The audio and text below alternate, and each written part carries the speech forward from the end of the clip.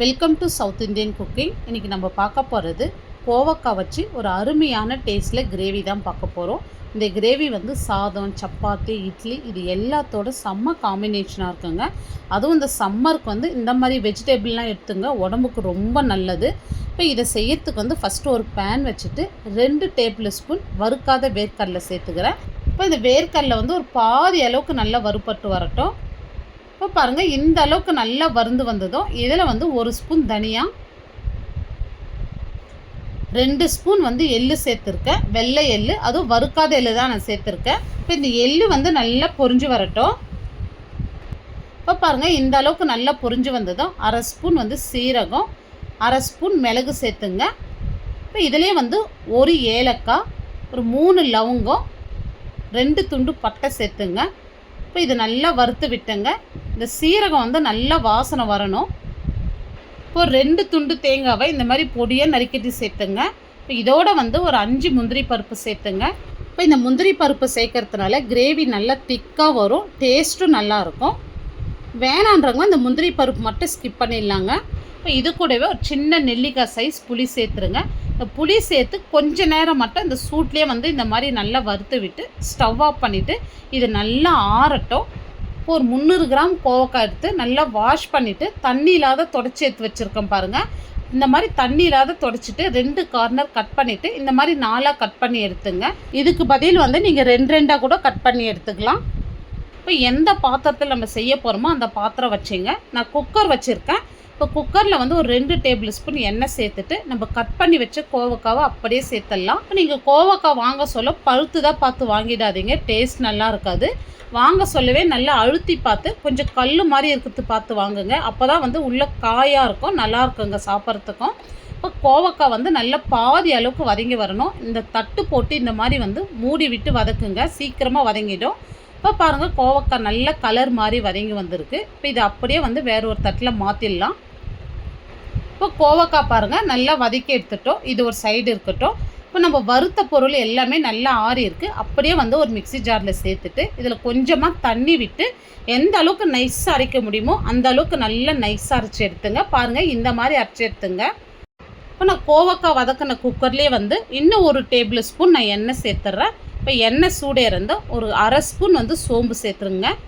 சோம்பு வந்து நல்லா பொரிஞ்சு வந்ததும் பெரிய சைஸ் வெங்காயமாக 2 வெங்காயம் நல்லா பொடியாக கட் பண்ணிவிட்டு சேர்த்துங்க.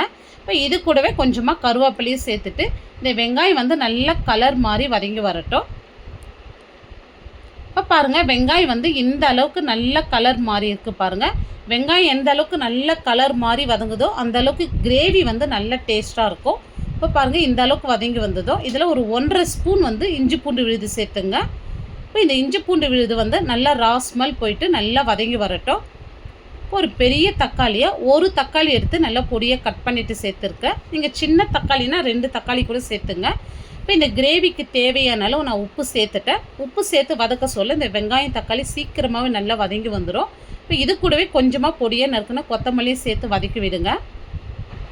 இப்போ தக்காளி பாருங்கள் இந்த அளவுக்கு நல்லா வதங்கி வந்திருக்கு. இப்போ இந்த அளவுக்கு வதங்கணும். இப்போ நான் வீட்லேயே அரைச்ச குழம்புத்தூள் வந்து ஒரு 2 ஸ்பூன் அளவுக்கு சேர்த்துக்கிறேன். ஆல்ரெடி நம்ம 1/2 ஸ்பூன் மிளகு சேர்த்து அரைச்சிருக்கோம் காரம். இப்போ நான் 2 ஸ்பூன் சேர்த்துருக்கேன். இப்போ இது கூடவே ஒரு 1/2 ஸ்பூன் வந்து நான் கலருக்காக காஷ்மீரி மிளகாத்தூள் சேர்த்துட்டு இப்போ நம்ம அரைச்ச விழுது வந்து அப்படியே சேர்த்துங்க.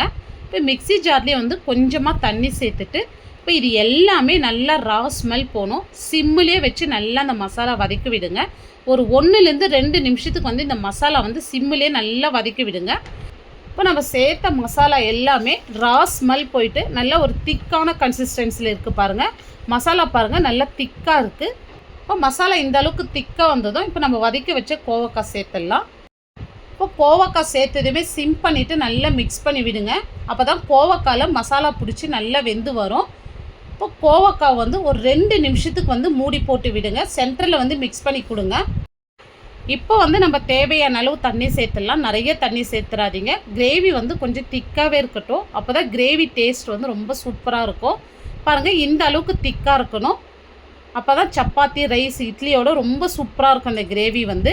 இப்போ வந்து கொஞ்சமாக பொடியாக நறுக்குன கொத்தமல்லி சேர்த்துடலாம்.